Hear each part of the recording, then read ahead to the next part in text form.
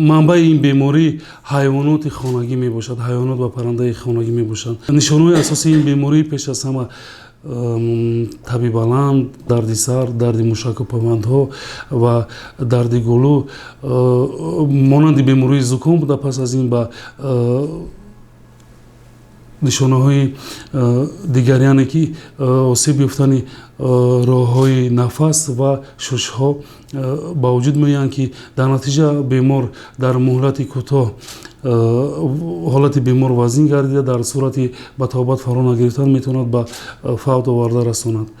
Дар ҷумҳурии Тоҷикистон фақат вируси мавсимии намуди А ва Б дар гардиш ҳастанд, ки ҳолати нигаронкунанда нест. Имрӯз тамоми сохторҳо вазифадор гардиданд, ӯҳдадор гардиданд тибқи фармоиши вазири тандурустӣ ва изди иҷтимоии аҳолӣ, ки аввалан таҷҳизотҳои худро омода намоянд, баъдан тамоми мусофироне ки ба ҷумҳурӣ ворид карда мешаванд аз муоина гузаронида шаванд ва дар мавриди зарурӣ чораҳои иловагӣ андешида шавад.